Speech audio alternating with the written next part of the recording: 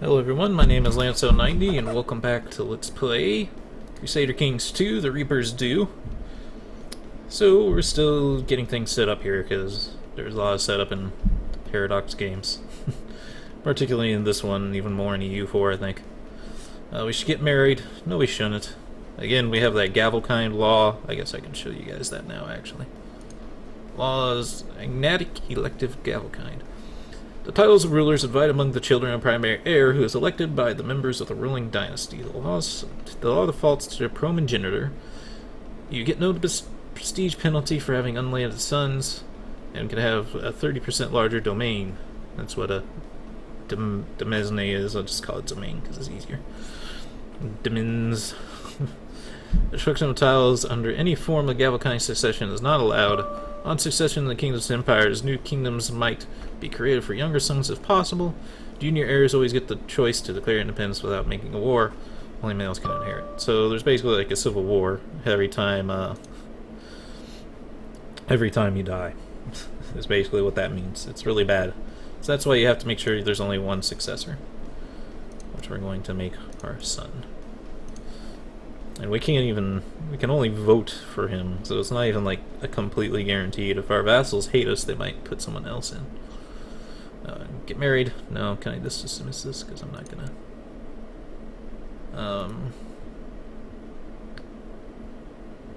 Might leave that there. Title loss on succession. Arrow them up, then that should go away once our son wins that vote. Council positions need filled, new important decisions are available, it's the Great Bloat. We'll dismiss that for now. Open cancel positions. A court chaplain. Okay. We finished those tabs, but now we have other tabs to take care of. So, council tab, and there's all sorts of new things here. So this is what this council tab used to only be. It used to just be this position just set here. Chancellor, Marshal, Steward, Spymaster, Seer. There's one person for each of the primary attributes. And we can change them. We might want to see if someone's better at it. Sigurd, a courtier, is actually quick, so if we had a daughter, we might want to marry him to her. To try to get quick pass down, since we're not going to be able to do it. He only has 12 diplomacy. We don't have very many people in our court right now, because we're very small. We'll fix this over time. Oh, Sigurd's actually way better of a marshal. He is a powerful vassal, though. He expects to be on the council. He might actually be a good seer. What's our best, Oh no, we have like a way better person for seer here. Yeah, we'll make this guy seer. Oh, our spymaster is horrible, which isn't necessarily a bad thing, because your spymaster is usually the one who gets you killed. A bad steward, too. Sigurd. You're like really good. Oh, you know what? I think Sigurd is, I think he was the guy who was gonna be king of Sweden before we kicked him out with our custom character. Yeah, that's exactly what he is. He's supposed to actually be the Jarl of Sweden. No wonder he's so powerful. Oh, he's already steward, though. Why is he showing up in other... Did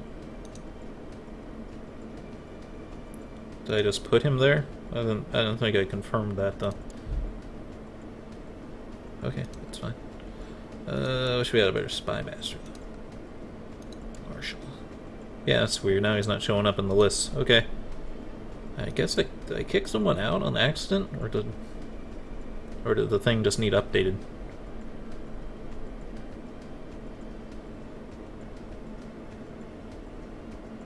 No, no one's angry, so I guess I didn't kick anyone out. Okay, that's taken care of. So yeah, let's see, designated regions.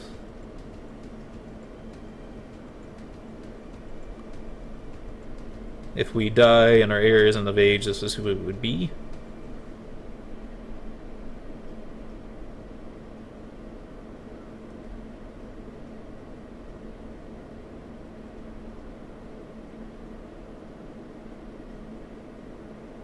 I'd pick Sigurd, except he's ambitious, which might mean he might try to kill our son. So making him regent might be a bad idea. He is a good character, though. This person's content and trusting. Why don't you like us, though? Oh, I did fire someone from the church. What? Fired from council. Something didn't load in right. There wasn't anyone on the council when I... There was no one in the seer position when I started.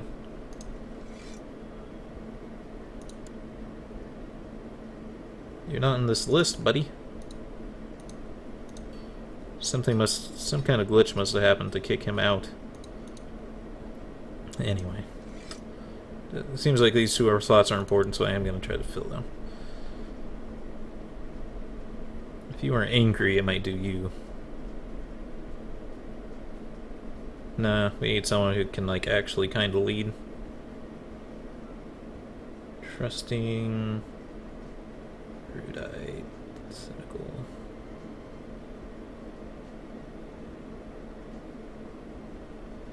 We'll do him, just because he seems nice. Court physician... Might as well have one for now.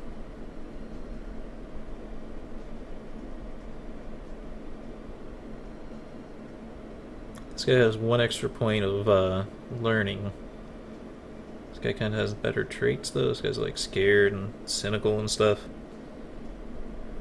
I think we'll give it to him. Okay, fix those minor titles. Then we have other ones we can give out to make people happier. Commander positions too. This is our council. They'll help us make decisions. Pragmatists will vote for the path of least resistance. Glory Hounds always push for the realm to make prestigious advances for glory. It's probably good. They're probably going to agree with most of the stuff we want. Because we're going to be declaring a lot of awards at the start here. Okay. More setup. Council. We need to tell them to do things. You can improve diplomatic relations, fabricate claims, or sow dissent. Let's improve relations with someone important. We'll probably want to improve it with our most powerful vassal. These are people who are under us and could potentially revolt and cause issues, so we want to keep them happy. This guy's pretty happy. These are designated regents, so it's actually a good... I made him designated regent and court physician? That was potentially a bad idea. I guess that's fine, though. Personal diplomacy. Marshal. That's my marshal. That's my spy master. Probably with our spy master, then. This guy is extremely angry with us. He's not gonna be... I can give you something. I can give you one of the honorary titles. Godi Halstein of Uppsala. Let's see. Minor titles. Opinion plus 10. Law speaker.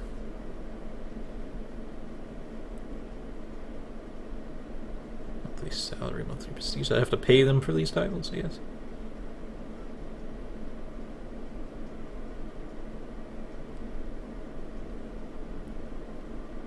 Almost expert on verse and prose.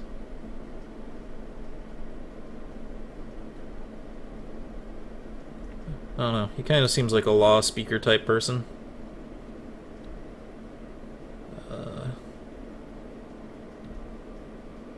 You. Then, is he still angry with us? Yeah. Oh, that doesn't give him a council position.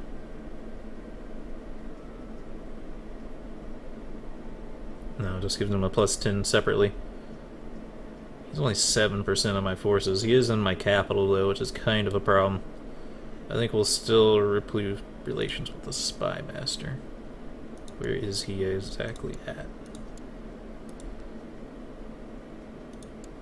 Chiefdom of Holland. So here. Alright. Improve diplomatic relations in Holland. And you suppress revolts, train troops, organize raid. Well, we don't have boats yet, so it's a bad idea to try to organize raids. This will summon troops randomly for raids. The problem is, if they don't raid, they'll get angry and take our gold instead. So it's kind of bad. So it's usually just better to just train troops in the capital. And are you actually good at combat?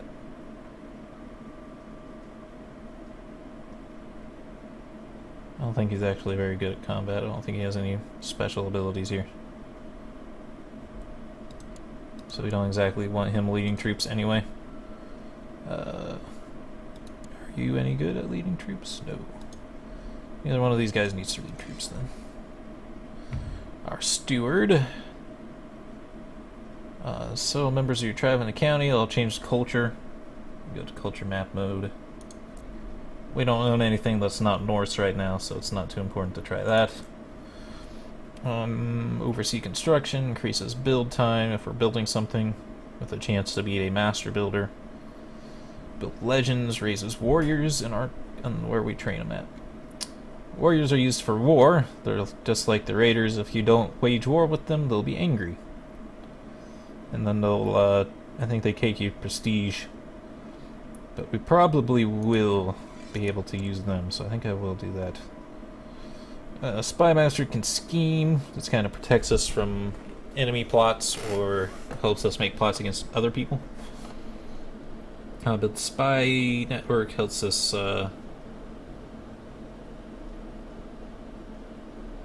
lets us increase people or try to spread rumors on people. Study technology helps bring us technology from around the globe, which is always a good idea.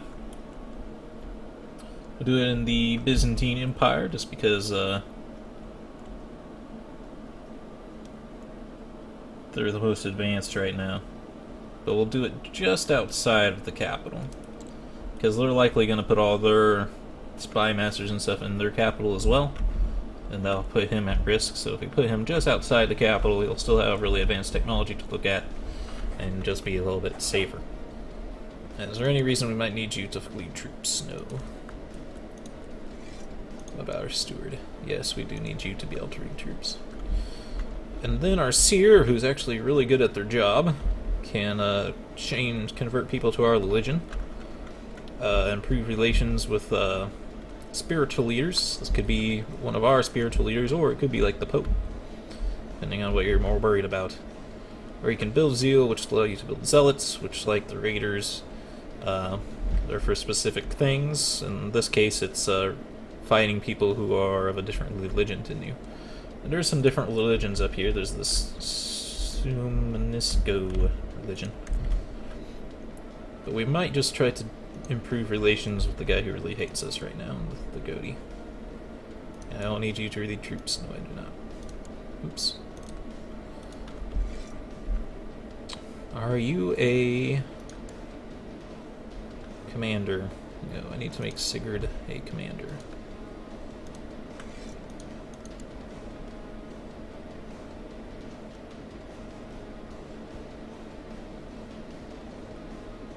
You guys all really suck.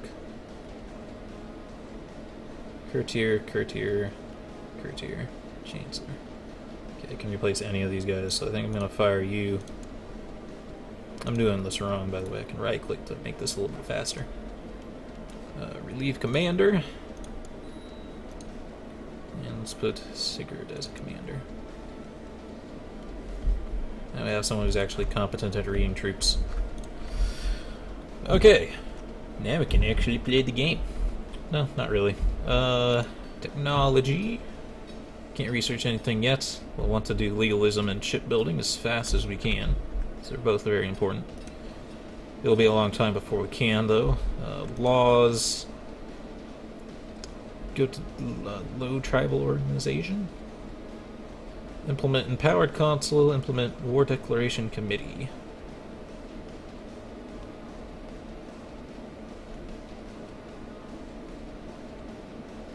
Basically, this gives us more and more control over our leaders, but we don't need to worry about it too much right now. How many taxes and levies the gentry and the realm are obligated to contribute? Gentry tend to favor paying taxes over making troops available for the liege. Taxes.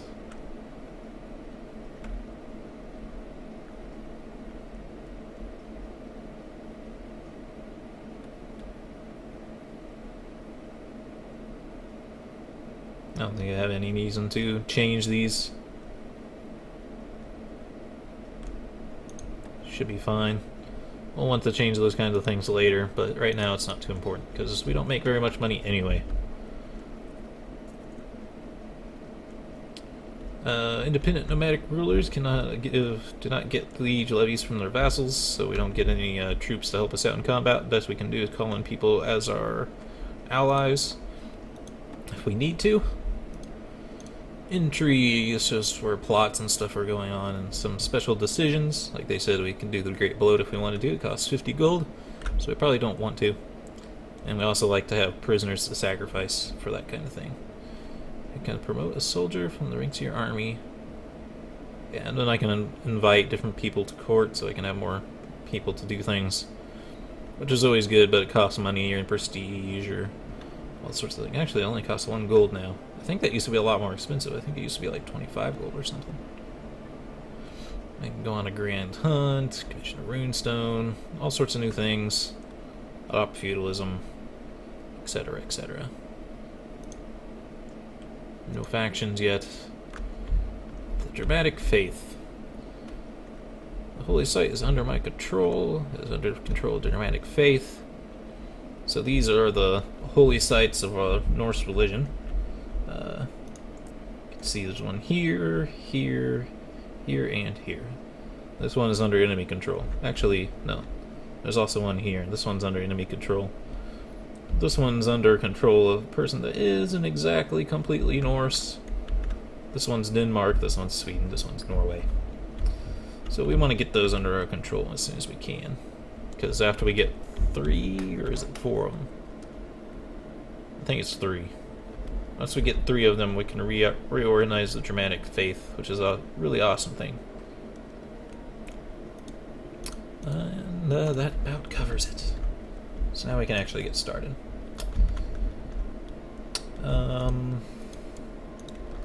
How do I want to start? Well, we want to start taking control of counties that should belong to us. So, right now we're working on the Kingdom of Sweden. It's actually smaller than it used to be. 'Cause I don't think Lapland used to be its own kingdom. I think Norway used to run all the way up here, Sweden used to run all the way up here, and then Finland went up here. So they actually changed things a little bit. So Sweden's not as big as it used to be. So we just want to conquer everything in here with our infinite Casus Belli we have. And eventually we want to unite all Scandinavia. But one thing at a time.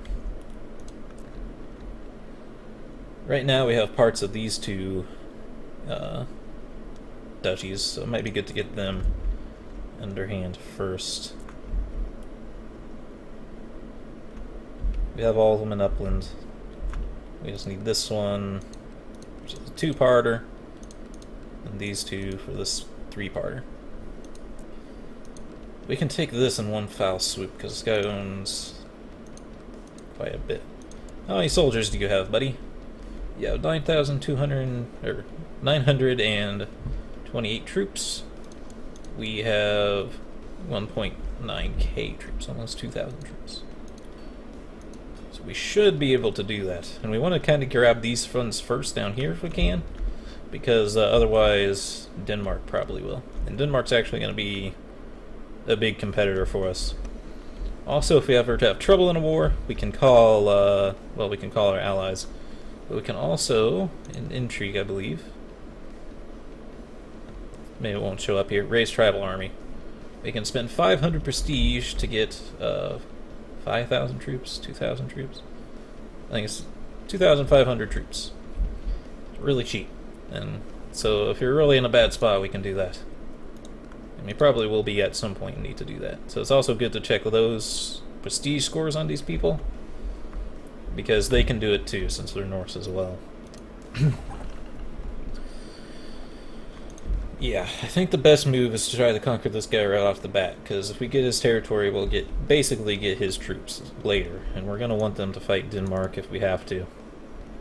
We're ahead of them right now, actually, but that won't last forever. Oh yeah, you might be wondering, why won't we get married? Like we talked about, we only want one son, although we are celibate. So if we get married, we might not actually have a kid. Except we can only marry our spy master. She's chaste, which reduces her fertility. Chaste versus lustful. Oh. Yeah, that's a little weird, huh? I'm lustful and I'm celibate at the same time. That's a little weird. I should have thought about that. Not that it matters too much. But you get like half your wife's points to things. So we might want to marry. But like I said, there is a possibility that celibacy might fall off, and if we're married, it could cause problems. However, getting the small boost, what would we lose? We lose a bunch of prestige if we do that, so I don't think we want to. I think we're just going to be unmarried for a while.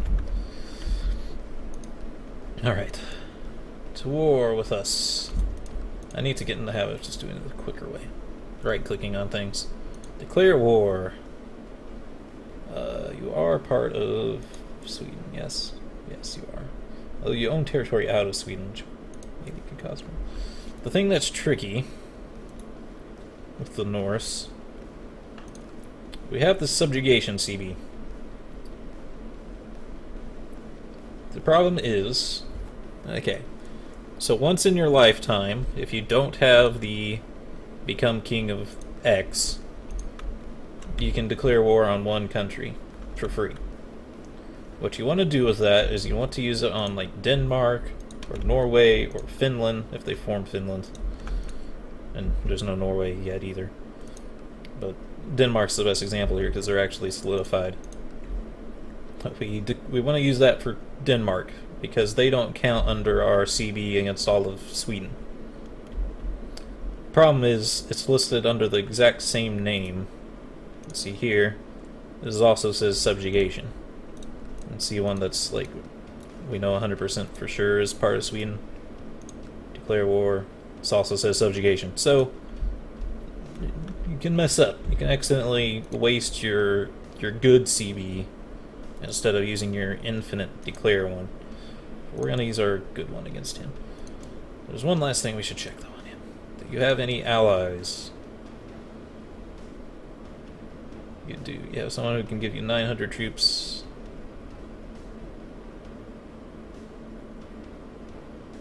No. You have 100 troops. You have... should be able to still win pretty easily. We also have people we can call in. I think we should be okay to declare this war. I want to get him under my control as soon as possible. I think it's important. Call in allies. I keep clicking on things when I should... no, I shouldn't right click, I guess.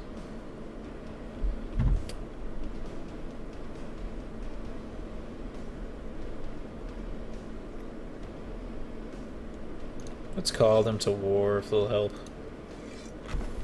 Oh, we have to hold control, call allies to war. We'll see if they'll help or not. Form our men up here. Go to like speed 3. Okay, our allies are coming in. Most of the time we won't have to call them in, I don't think. It's just this guy does have a little bit more forces than the other ones. So we're a badass. Well, actually, we won't help in actual combat. This guy can, though. Class.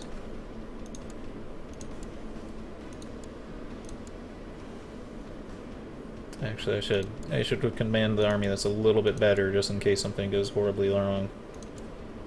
Alright. Here's my army, such as it is. It's not, we're not stunning yet. We don't have very many commanders and things. We're gonna march them right in here, and we're... Should we wait for allies to form up? Nah, we should have this. We should be fine.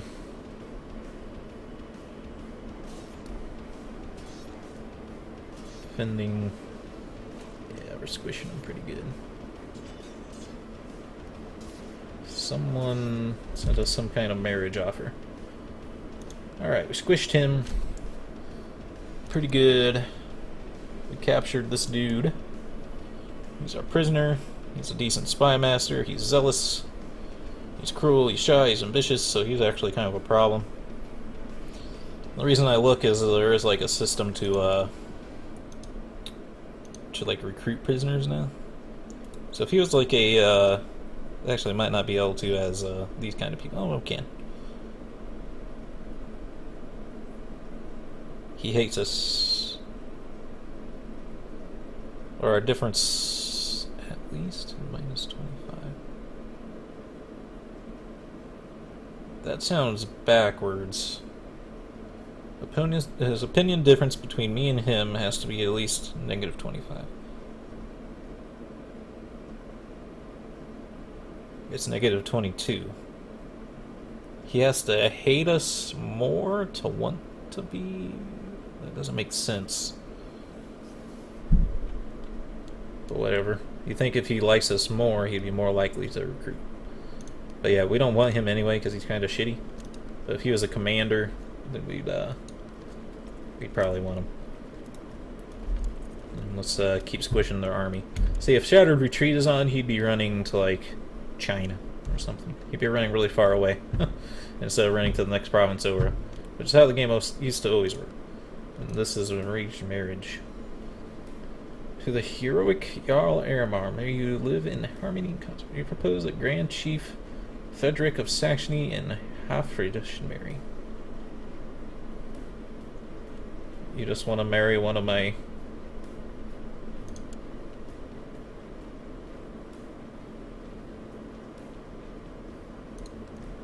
The King of Saxony just wants to marry some random courtier in my court. Oh, she's a genius.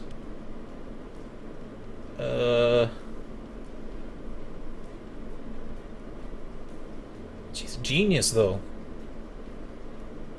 I want to marry her. Not exactly.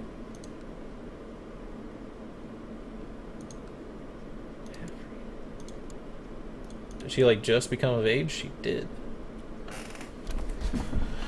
Huh.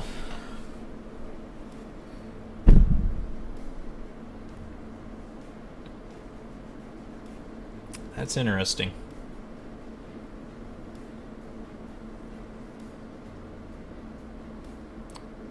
We have the celibate thing.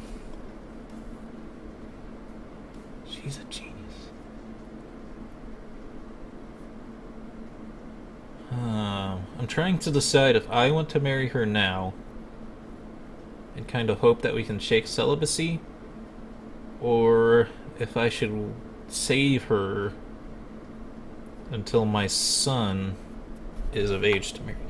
Can I arrange a betrothal to you?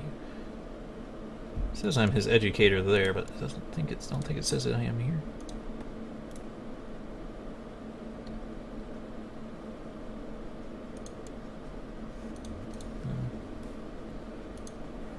My children's listed there, but it doesn't have them under my wards. So I don't know if I'm actually...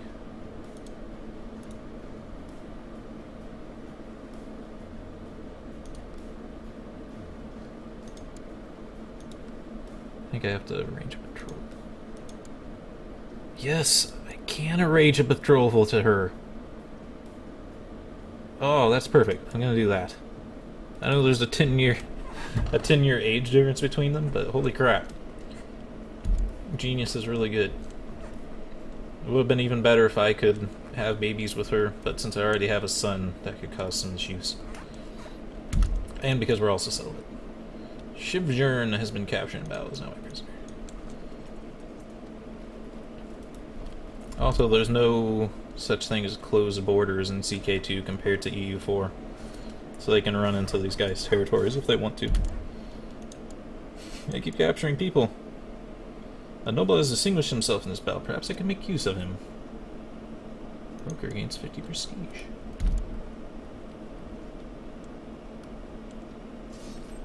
Let's keep squishing his army before we raid. Actually, our vassals are raiding right now. This is a little tedious, but it's less tedious than having to chase a shattered army around. Oh, we already won. And we won. And now he's part of my territory. And I'm threatening. Threat is 6%, monthly decay of 0.4. It'll take 15 months to decay. With over 5% threat, other realms can form defensive pacts to defend themselves against you. Each religious group has their own separate defensive pact and will only defend themselves belonging to the defensive pact. So that's just kind of one way to slow people from expanding too fast. It's fine. It's only defensive, they can't like attack me.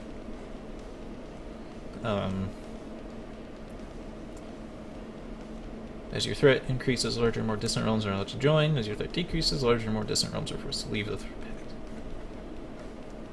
We only have 5 or 6%. We don't even have the second level. Other religious groups. Alright. So now we have this guy as our vassal. He's upset with us. He desires the Jarldom of West Gothria, which we'll give him eventually. He wants a seat on the council.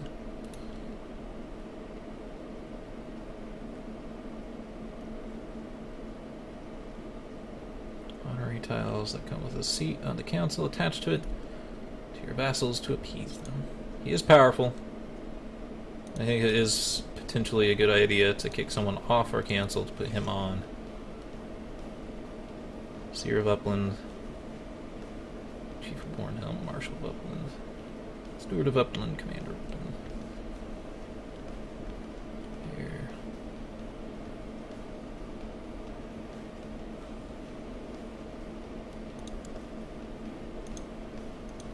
I wish I had more council positions to give him. Like, that's kind of the...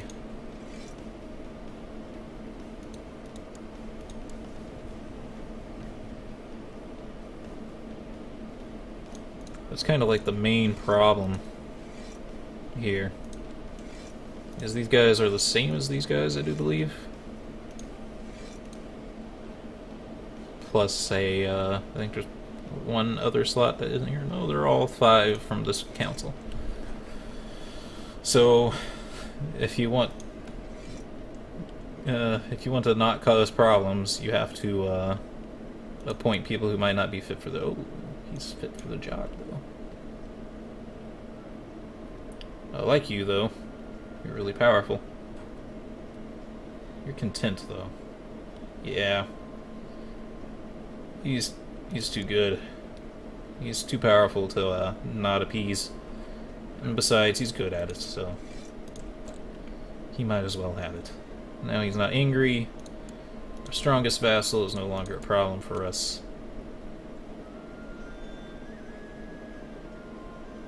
You're not a powerful vassal.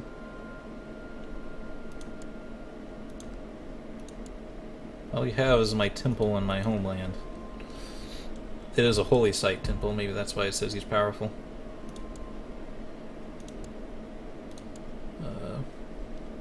We're out of time for this video though. I hope you all enjoyed and have a good day.